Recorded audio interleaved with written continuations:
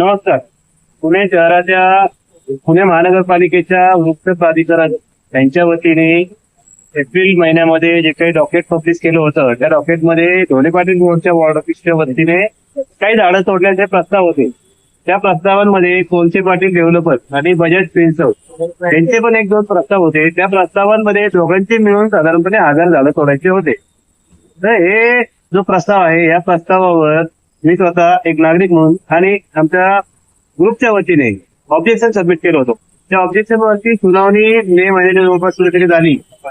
त्यानंतर त्या सुनावणीनंतर जो काही निर्णय होणं अपेक्षित होतं की जे आमच्या ऑब्जेक्शन असतील त्याच्यावरती संबंधित जो अर्जदार आहे त्या अर्जदाराचं क्लेरिफिकेशन येईल.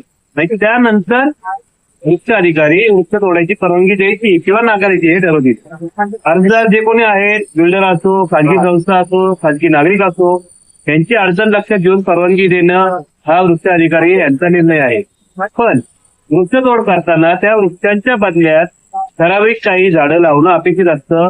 हा निर्णय देखील वृक्ष अधिकारी हे देतात नियमाला धरून.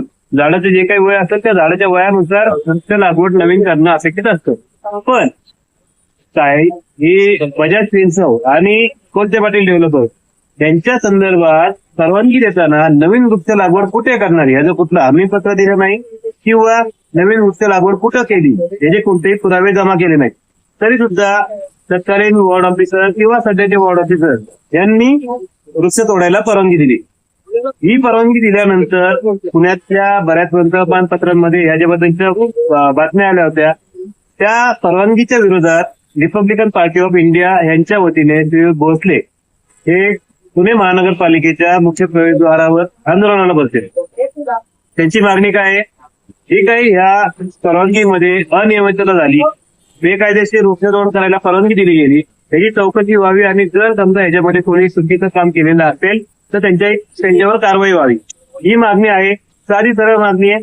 पण काल 5 ऑगस्ट पासून हे इथं आंदोलनाला बसलेत, पण आतापर्यंत त्यांच्या आंदोलनाची कुठलीही दखल घेतली जात नाहीये. पुणे शहराचं पर्यावरण ढासळत आहे. पुण्याचा नव्हे तर भारताचा 177 देशांमध्ये 176वा नंबर लागलाय पर्यावरणाच्या बाबतीत. एवढं आपलं पर्यावरण खराब होतंय. देशभरामध्ये विविध ठिकाणी वृक्षतोडीच्या घटना घडतात. तरी देखील आपल्या पुणे महानगरपालिकेतर्फे विकासाच्या कॉन्क्रीटच्या विकासाच्या नावाखाली झाडं तोडायला परवानगी दिली जाते. झाडं तोडायला आमचा विरोध आहे का? तर नाही. जी गरजेची आवश्यक कोणाला अडचणीची ठरणारी वृक्षतोड असेल ती व्हायला काहीच हरकत नाही. पण त्याच्यासाठी नियम आहेत. नियमाला धरून वृक्षतोड करावी त्याच्याबद्दल कोणी हरकत घेणार नाही.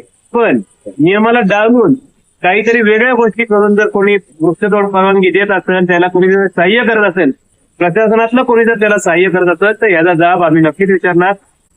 नागरिकांच्या वृक्ष संवर्धन समितीच्या वतीने आम्ही या गोष्टीचा विरोध करतो आहोत.